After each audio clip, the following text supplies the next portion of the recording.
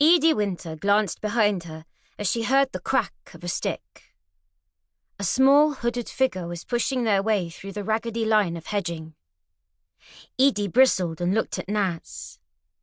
They had already made their way through the clumps of autumn bramble and were standing on the deserted station platform that lay over Highgate Underground.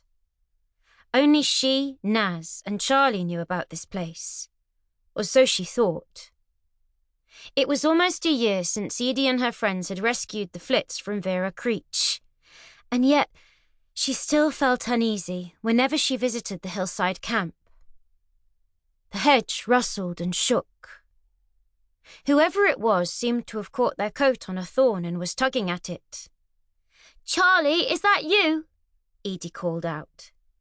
She could already see that the imposter looked much too small to be Charlie, and he wasn't supposed to be here for another half an hour. The figure emerged with her hood pushed back off her head and a fan of twigs caught in her hair. "Sami," said Naz, "what are you doing here?" "I wanted to know where you go every week," said Sami, picking her way through the brambles towards them. "So I followed you. But Mum will be home by now and wondering where you are. You shouldn't have done that," Naz said crossly. "And you've torn your coat." Naz's younger sister didn't look sorry at all. If anything, she looked triumphant. "I left a note," she said lightly. "I wrote, 'Naz and Edie have taken me on an adventure. Back later.'" A loud ping on Naz's phone told her that Mrs. Ballock had just found the note and had questions. Naz moved away from Edie to call her, and Edie could hear snatches of the conversation. "Yes, Mum, it's fine. She's with me." Edie felt a hot flush of annoyance.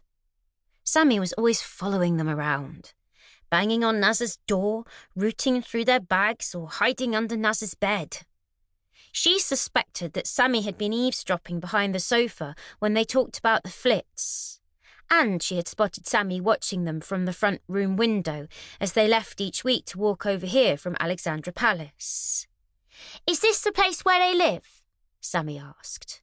"Where who lives?" said Edie flatly. "The things you keep talking about, the Flits." "It might be," said Edie. She decided that being vague was the best tactic for now. "Are they like fairies?" "No," said Edie.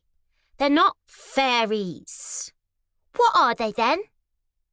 The other thing about Sami was that she asked endless questions. "They're like small people." "People?" Naz finished talking to Mrs. Ballock and joined them again. She shrugged her shoulders at Edie and mouthed, "Sorry," while Sami continued with her list of questions. "Are they made of plastic, like Lego people?" Edie and Naz looked at each other, both wondering if answering yes might curb Sami's curiosity. But it seemed wrong to turn something as real and alive as the Flits into stiff figures made of plastic. Edie felt the familiar whir of gossamer wings, and another voice joined the fray. "What's taking you so long?" A Flit hovered in front of her nose, so close that Edie almost had to cross her eyes to see her. She held up her hand, and Impy settled on the pad of her thumb. "And who's that?" Impy said, pointing at Sami. For once, Sami was completely silent. She lifted herself up onto the balls of her feet, almost not daring to blink as she stared at Impy. Edie realised that she could no longer pretend. "Look, Sami, you mustn't tell anyone else," she said. Sami nodded furiously, and Edie lowered her hand so that it was level with Sami's face. "Impy, I want you to meet Sami. Sami is Naz's little sister."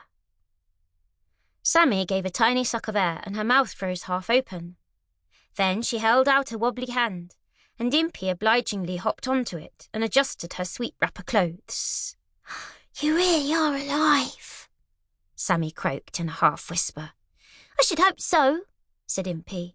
She scowled a little at Sami. "How old are you?" "I'm 8," said Sami.